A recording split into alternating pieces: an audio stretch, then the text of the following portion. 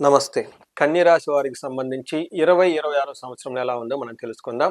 అది తెలుసుకోబోయే ముందు 2025 సంవత్సరంతో కంపేర్ చేస్తే 2026 సంవత్సరంలో ప్రతి ఒక్కళ్ళకి వాళ్ళ యొక్క స్థితి నుంచి బెటర్‌కెళ్ళే స్థితి ఈ సంవత్సరం చాలా మందికుంటుంది. జనరల్‌గా బై డిఫాల్ట్ 2026 ఇయర్‌లో నాయకత్వ లక్షణాలు ప్రతి ఒక్కళ్ళకి ఇంప్రూవ్ అవుతుంది. రెస్పాన్సిబిలిటీ టేకింగ్ ఎబిలిటీ ఎక్కువ ఉంటుంది. ప్రతి ఒక్కళ్ళు రిస్క్ టేకింగ్ ఎబిలిటీతో పెరగటంతోటి కొత్తగా ప్రాజెక్టులు తీసుకోవటం, కొత్తగా ప్రమోషన్ తీసుకోవటం, ఒక స్టెప్ లైఫ్‌లో పైకెక్కే అవకాశం ఈ సంవత్సరంలో ప్రతి ఒక్కళ్ళకి ఉంటుంది. ఇలాంటి సందర్భంలో కన్య రాశి వారికి స్పెసిఫిక్‌గా ఎలా ఉందో మనం చూద్దాం. అది తెలుసుకునే పోయే ముందు నక్షత్రాలు చూసుకుంటే ఉత్తర 2, 3 పాదాలు, హస్త 1, 2, 3 పాదాలు, చిత్త 1, 2 పాదాలు అంతా మనకి ఈ రాశిలో ఉంటారు. పేరు బలం ప్రకారం మనం చూసుకుంటే వీళ్ళకి టో, పా, పీ, పు, షం, న, ఠ, పే, పో అన్న లెటర్స్ అంతా మనకి కన్య రాశిలో ఉంటారు.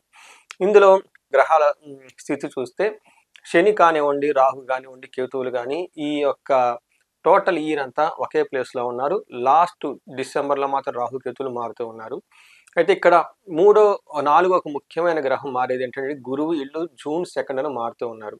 గురువు అయితే జూన్ 2 వరకు ఒకలాగా ఉంటుంది. ఎప్పుడైతే గురువు మీకు మారుతారో జూన్ తర్వాత ఈ రాశి వాళ్ళకి అదృష్టం ఇంకా చాలా పెరుగుతే అవకాశం ఉంటుంది.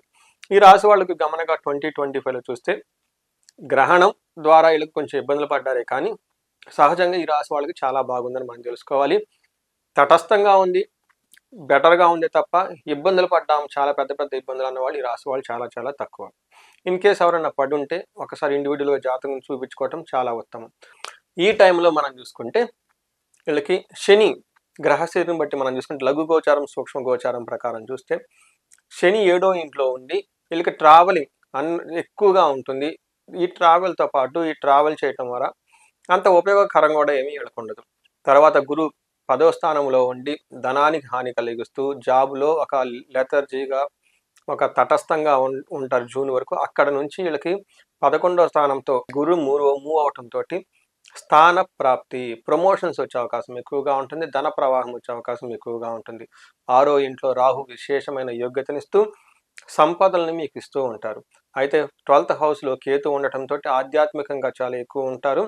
ధనాన్ని తర్వాత కొంచెం విలువైన వస్తువులను పోగొట్టుకునే అవకాశం ఎక్కువగా ఉంటుంది. బట్ అది చాలా చాలా తక్కువ అమౌంట్లో పోయే అవకాశం ఎక్కువగా ఉంటుంది. బట్ ఓవరాల్గా కనుక చూసుకుంటే కన్యరాశి వాళ్ళు జూన్ తర్వాత బెస్ట్గా ఉండే రాశుల్లో ఇది ఒక రాశి. ఈ 2026లో టాప్ లెవెల్లో ఉన్న రాశుల్లో కన్యరాశి కూడా ఒకటి వస్తుంది. ఇది గుర్తుపెట్టుకొని నేను ఇప్పుడు చెప్పబోయే డీటెయిల్స్ కూడా గమనించుకొని ఎవరికైనా కనుక బాగుంటే పరిహారాలు మీకు ఏం అవసరం లేదు. ఇన్ కేసు బాగలేదనుకుంటే ఇమీడియట్గా హారోస్కోప్ చెక్ చేయించుకోవడం చాలా చాలా ఉత్తమం. ఎందుకంటే ఎంత బెస్ట్ టైం మళ్ళీ మీకు లైఫ్లో వస్తుందో లేదో అయితే నాకైతే తెలియదు. ఎందుకంటే రియల్గా బెస్ట్ టైంలో ఉన్నారు. అసలు ఫ్యూచర్ ఎలా ఉంటుందో మనకు తెలియదు. బట్ రైట్ నో మీకు బెస్ట్గా ఉంది. ప్లానెటరీ కాంబినేషను అన్నీ సాధించుకోవడానికి అనుకూలమైన టైం అయితే మీకు ఉంది. అది ఎలానో చూద్దాం. వీళ్ళకి శని 7వ ఇంట్లో ఉండటం బట్టి కంటక శని అంటారు. జనరల్గా ఏమంటే ఈ స్థానంలో కొంచెం న్యూట్రల్గా ఉండే శని అని మనం చెప్పుకోవచ్చు. ఈ టైంలో వ్యాధి పీడాం ప్రవాసాంశ అంతఃక్లేశ మహద్భయం అర్ధనాశనం మనస్తాపం సప్తమిగే శని అంటారు. అంటే 7వ ఇంట్లో ఉండటం వల్ల శని కొంచెం హెల్త్ కాంప్లికేషన్స్ వచ్చే అవకాశం ఉంటుంది. ఎక్కువగా ఏమని చెప్తారు, ఫారిన్ వెళ్ళే అవకాశం ఎక్కువగా ఉంటుంది. ఎక్కువగా తిరుగుతూ ఉండే అవకాశాలు ఎక్కువగా ఉంటుంది. అతిగా భయపడుతుంటారు. సింపుల్ విషయాలు కూడా అతిగా భయపడే అవకాశం ఎక్కువగా ఉంటుంది. ధనం కోల్పోతూ ఉంటారు. ఊరిక మనస్తాపానికి గురవుతూ ఉంటారు అనమాట. ఈ టైంలో దేశాంతరాలకు ప్రయాణం చేయటం, ఫారిన్ కంట్రీ వెళ్ళటం, అన్వాంటెడ్ ట్రావెల్స్ అంతా చేసే అవకాశం ఉంటుంది. ఇది ఒకటే తప్ప మిగతా అన్ని విషయాల్లో శని అయితే పెద్దగా ఇబ్బంది అయితే పెట్టడం మనం గమనించుకోవాలి. నెక్స్ట్ గురుగ్రహానికి చూసుకుంటే గురువు 10వ స్థానంలో ఉండటంతో ప్రొఫెషనల్ మ్యాటర్స్లో ఒక యావరేజ్గా ఉండే అవకాశం ఎక్కువగా ఉంటుంది జూన్ వరకు. మనకి సంస్కృతంలో మహర్షులు ఏం చెప్తారంటే ప్రాచీన గ్రంథాల్లో ధాన్యనాశో ధనచ్ఛేట వృధా సంచారం భయం స్వజన దోషణం చైవ దశమస్తే గురువు అంటారు. 10వ ఇంట్లో గురువు ఉంటే ఏమవుతుందంటే ధాన్యం కానివ్వండి, ధనం కానివ్వండి, బిజినెస్ విషయాల్లో అనుకున్నంత విధంగా లాభం ఉండదు అని చెప్తారు. అంతేకాకుండా వృధా సంచారణం, అనవసరమైన ట్రావెల్స్ చేసే అవకాశం ఎక్కువగా ఉంటుంది. ఈ రాశి వాళ్ళకి ట్రావెల్స్ ఎక్కువగా చేస్తారు ఈ సంవత్సరంలో. బట్ అవి వీలైనంత వరకు తగ్గించుకుంటే బెటరు. అలా మీరు కష్టపడి ట్రావెల్ చేసినా మీకు అందులో లాభం అయితే ఏమవుతుందని గమనించుకోవాలి. వీటితో పాటు స్వజైన దూషణం అంటే మీ సొంత మనుషులే మిమ్మల్ని దూషించే సందర్భాలు ఎక్కువ ఉంటాయి. సో ఇక్కడ కనుక చూసుకుంటే ప్రొఫెషనల్ మ్యాటర్స్లో అంత ప్రోగ్రెస్ ఎక్కువగా ఉండదు, అలానే అసలు లేకుండా కూడా ఏమి ఉండదు. తెలిసిన వాళ్ళు బంధువులతో మిమ్మల్ని దూషించే అవకాశం ఎక్కువ ఉంటుంది తప్ప పెద్ద పెద్దగా వచ్చే ప్రాబ్లమ్స్ అయితే లేవు. ఇక్కడ గురువు కూడా తటస్థంగా ఉండే అవకాశం ఎక్కువగా ఉంటుంది జూన్ వరకు. తటస్థంగా ఉండి చిన్న చిన్న ఇబ్బందులు పెడుతున్న ఈ గురువు మీకు నెక్స్ట్ జూన్ తర్వాత మంచి అదృష్టాన్ని తీసుకొని వస్తున్నారు. ఈ టైంలో జూన్ తర్వాత యశోవృద్ధి, బలం, తేజం, సర్వత్ర విజయ సుఖం, శత్రునాశో, మంత్రసిద్ధి ఏకాదశే గతే గురువు అంటారు. అంటే 11వ స్థానంలో గురువు ఉంటే వీళ్ళకి ఏమవుతుంది? యశోవృద్ధి, కీర్తి ప్రతిష్టలు పెరుగుతూ ఉంటాయి. బలంగా ఉంటారు. తేజస్సు మంచి గ్లోరియస్గా ఉంటుంది. అన్ని పనుల్లో విజయం సాధించుకుంటారు. సర్వత్ర విజయ సుఖం అని చెప్తారు. శత్రునాశ, వీళ్ళకి శత్రువులు అనే వాళ్ళు అయితే ఉండరు. అప్పటిదాకా మిమ్మల్ని ఎవరిని బాధ పెట్టిన శత్రువులు ఆ తర్వాత మీ దగ్గరికి మిమ్మల్ని మీ కనిచూపు మేరలో కూడా వాళ్ళు ఉండరు. మంత్రసిద్ధి, ఆ తర్వాత 1 year వరకు మీరు ఎలాంటి వ్రతం చేసినా, నోమం చేసినా, అయ్యప్ప మాలు వేసుకున్న, దీక్షలు పట్టుకున్న, ఏ చిన్న స్తోత్రం చదివినా ఆ మంత్రం అనేది మీకు ఈజీగా సిద్ధించి చక్కగా రిజల్ట్ వచ్చే ఒక బెస్ట్ టైంలో ఈ రాశి వాళ్ళు ఉన్నారు. తర్వాత మీరు చూసుకుంటే వీళ్ళకి రాహు 6వ ఇంట్లో ఉండటంతో ఇది అగైన్ విశేషమైన లాభాన్ని ఇస్తుంది, మంచి ఫలితాన్ని ఇస్తుంది. 6వ ఇంట్లో రాహు ఉంటే ఏమవుతుందంటే ధైర్య బుద్ధి, వీర్య వృద్ధి, రిపునాశనం, సదాశుభం, గౌర్భూమి, మిశ్రతృణాలాభం, రిపో స్థానగతే ఫణి అంటారు. అంటే ఈ టైంలో మనకి ఎలా ఉంటుందంటే ధైర్య బుద్ధి, వీళ్ళకి ఇంట్యూషన్ చాలా స్ట్రాంగ్గా ఉంటుంది, చాలా కాన్ఫిడెంట్గా ఉంటారు, రిస్క్ టేకింగ్ ఎబిలిటీస్ పెరుగుతూ ఉంటాయి, శత్రువులపై విజయం సాధిస్తారు. శత్రువుల కారణంగా భూ లాభ ప్రాప్తి. చూడండి, చాలా చాలా వెరీ ఇంట్రెస్టింగ్.